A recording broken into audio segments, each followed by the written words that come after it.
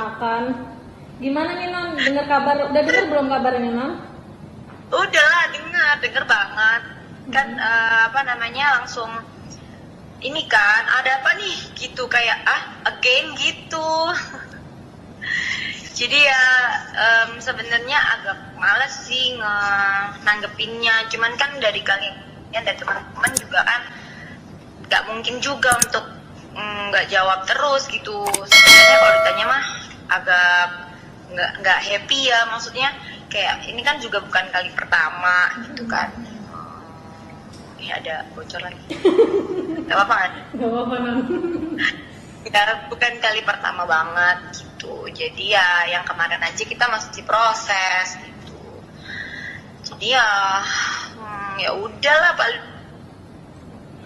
ya jadi sedikit inilah liburannya, aduh ada apa nih gitu kan, kaget tiba-tiba. Pertama kali tahu kapan Non kalau boleh tahu? Gitu. Semalam. Cuman ya udah, kita ya paling ya udah pernah juga gitu kan. Jadi udah kita hadapin aja.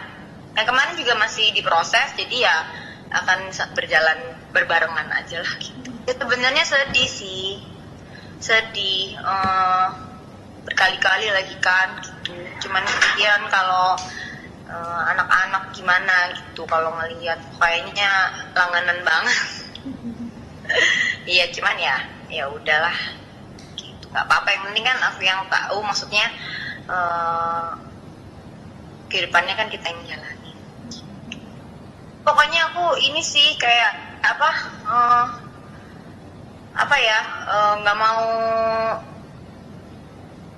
mau bikin runyam semuanya. Kalau kayak gitu yang mukanya kayak aku juga banyak kan gitu. Jadi ya nggak mau yang itu lah, udah pernah lah, udah lewat itu maksudnya yang begini.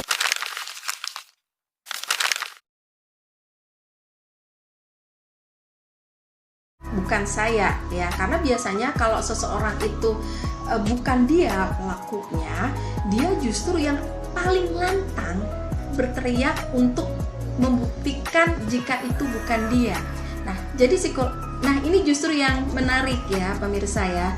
Giselle itu Bunda lihat gesturnya merasa dikorbankan. Tetapi ada yang aneh juga di sini. Kenapa? Biasanya orang ketika dia merasa tidak bersalah melakukan yang dituduhkan, itu justru teriakannya itu yang paling nyaring untuk menantang orang-orang untuk membuktikan bahwa itu bukan dia. Tetapi ini justru Giselle tidak lakukan.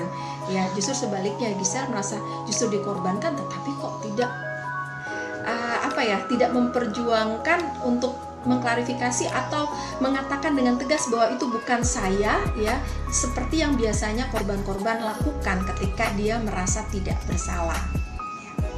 Nah, kemudian juga Bunda lihat ada gesturnya lagi ketika ditanyakan apakah itu bukan dia. Ada yang menarik dari gestur Giselle, yaitu Giselle tanpa disadari dia membuat gerakan menggosok di atas bibirnya gini ya.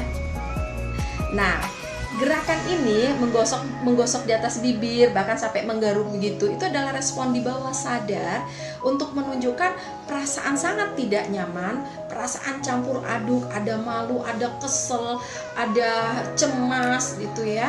Kemudian juga ada narik-narik di sini telinga seperti Giselle, aduh apalagi sih yang ingin berita apa lagi nih yang akan saya dengar gitu ya.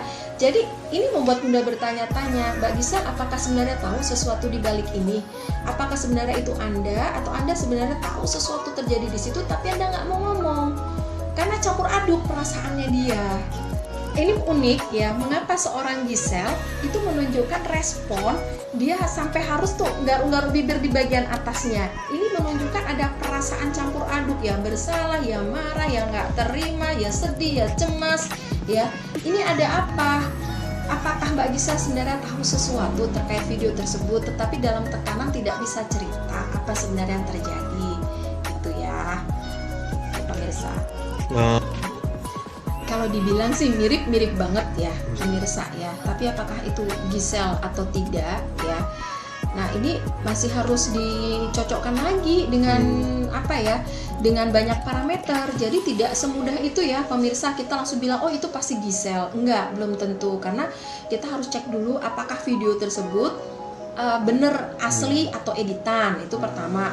Kemudian yang kedua, kalau kita mau lihat dari bahasa tubuhnya, kita cocokkan, membutuhkan banyak video-video dari bahasa tubuh seorang Giselle untuk dicocokkan dengan baseline dari Giselle gitu. Terus kemudian kita cocokkan juga dengan keterangan dari Giselle sendiri. Nah, tadi kan yang Bunda cerita, keterangan Giselle sendiri itu kan masih ambigu. Artinya kalau memang dia merasa sebagai korban seperti yang Bunda baca, harusnya psikologi korban itu kan teriak apa yang sebenarnya terjadi, dan ketika dia merasa dikorbankan, biasanya korban itu justru akan membela dirinya, berteriak dengan lantang untuk membuktikan siapapun yang menuduh dia bahwa itu bukan dia gitu.